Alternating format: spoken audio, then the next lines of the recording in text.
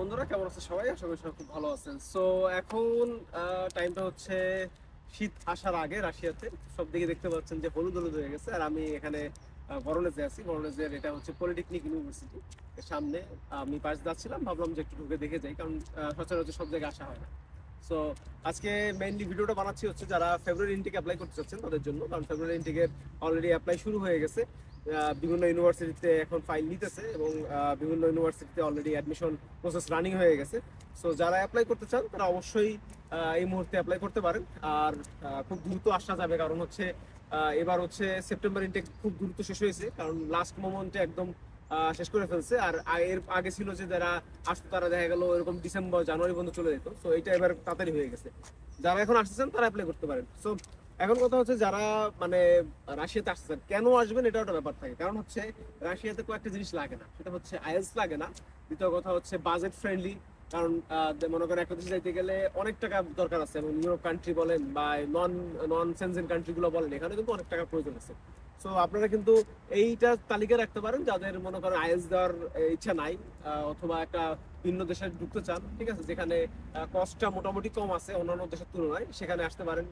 যেমন এখানে মনে করেন আপনার বাজেট ফ্রেন্ডলি দেশ, যেমন খাওয়া দাওয়া দিয়ে বা এখানে অ্যাকোমোডেশন দিয়ে অনেক চিপে আপনি এখানে থাকতে পারেন। বাট অন্য দেশে কিন্তু এটা পসিবল, যেখানে অন্যান্য দেশে প্রায় 700 থেকে 800 ডলার মানে মানে মিনিমাম আপনার হচ্ছে রেন্ট পে করতে হয়, হাউস রেন্ট, ইউটিলিটি বিল আলাদা।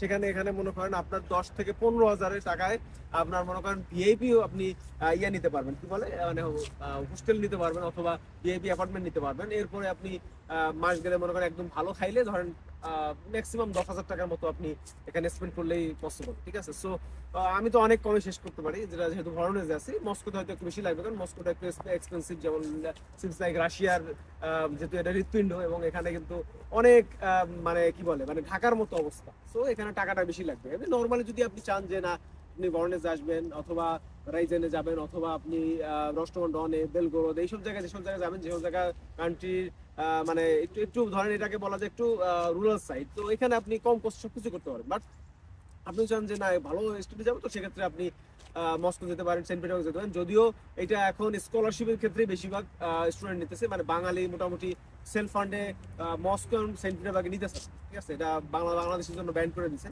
তো আপনাদের উচিত হচ্ছে এইসব মানে স্টেটে যাওয়ার মানে সিস্টেমটা কি হবে, আপনি আগে ছোট এইগুলো আসেন, মানে স্টেটগুলো আসেন, দেন আপনি বড় স্টেটগুলো চিন্তা করতে পারেন। যেমন বড় স্টেটগুলো কিরকম, ধরেন আপনি এখানে ল্যাঙ্গুয়েজ শেষ করছেন, ভালো রেজাল্ট করছেন, আপনি এখান থেকে অন্য একটা স্টেট মস্কো সেন্ট পিটার্সবার্গে আপনি আপনার ক্রেডিট ট্রান্সফার করে নিয়ে চলে যেতে পারবেন, হ্যাঁ, অথবা ডিরেক্ট যে ভর্তি হতে পারবেন।